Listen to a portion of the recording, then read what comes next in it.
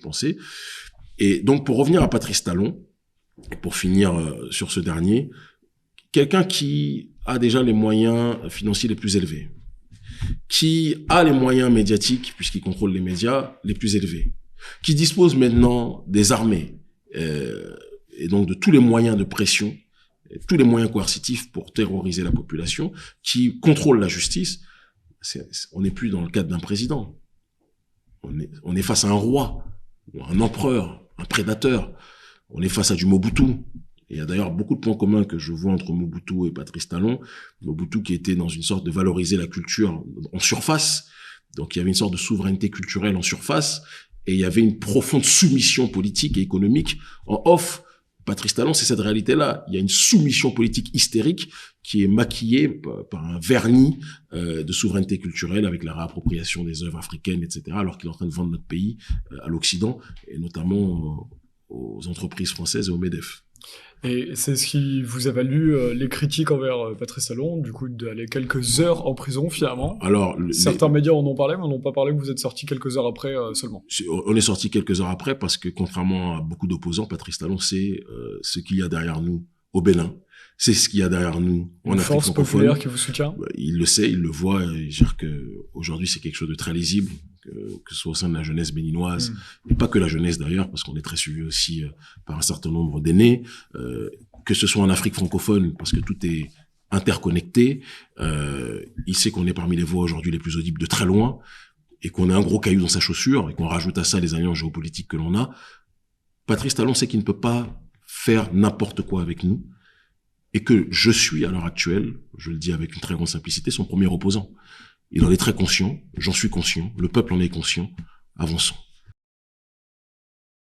La guerre froide, certains parlent de guerre chaude aujourd'hui parce que le contexte a un peu changé. On n'est plus dans une bipolarisation entre l'Est et l'Ouest, on est dans une bipolarisation entre le bloc de l'OTAN et ceux qui lui résistent. On est dans une bipolarisation entre l'oligarchie néolibérale apatride qui a pris en otage l'Occident et ceux qui refusent cette globalisation que l'élite en Occident veut imposer.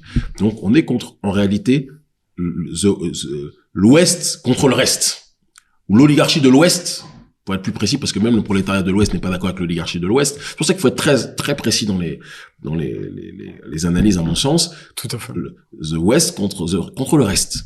On est dans cette réalité-là. Et c'est pour ça que vous allez aller au Venezuela, vous allez aller à Cuba, vous allez aller en Iran, vous allez aller en Chine, vous allez aller en Corée du Nord, vous allez aller en Afrique. Aujourd'hui, il y a des voix dissonantes, et les BRICS, on a fait partie des invités d'honneur au sein de la société civile, et des organismes représentant quelque part la multipolarité.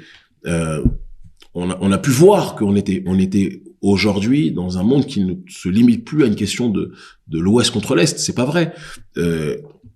Et j'ai même envie de vous dire qu'il y a une évolution dans le principe du non-alignement. Historiquement, le non-alignement, c'est pour ça que ça me fait rire quand j'entends certains qui vous disent ils sont pas alignés, ils sont ni avec l'Est, ils sont ni avec l'Ouest. Ils ont rien compris. La géopolitique du XXIe siècle n'est pas la géopolitique du XXe siècle. Avec l'effondrement du mur de Berlin et la mutation progressive jusqu'à sa dégénérescence absolue du capitalisme qui a atteint sa folie meurtrière et économique à travers le néolibéralisme économique et sociétal, on arrivait à un monde aujourd'hui où on n'est plus dans une confrontation entre l'Ouest contre le bloc soviétique. C'est pas vrai.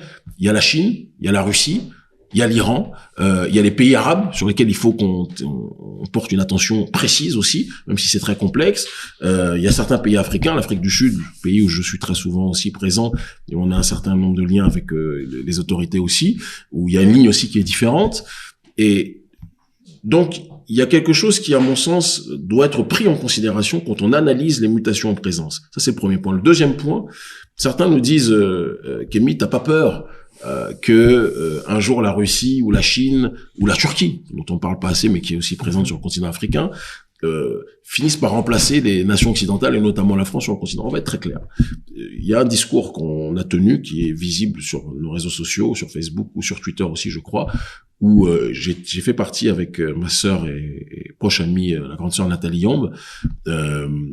On a été les deux invités d'honneur d'une session interparlementaire entre parlementaires russes et parlementaires africains à la Douma, d'accord, donc le Parlement russe, cette année. Et j'ai tenu un discours qui, je pense, que très peu de dirigeants sont capables de tenir, institutionnels en tant que tels, que le jour qu'aujourd'hui la Russie Aujourd'hui, les Chinois et d'autres sont nos partenaires, mais le jour où la Russie et la Chine feront l'erreur de vouloir imiter dans la démarche de prédation ce que l'Occident a fait, il faut qu'ils sachent qu'ils trouveront sur leur chemin, notre génération, parce que nous ne quittons pas un colon pour en trouver un autre.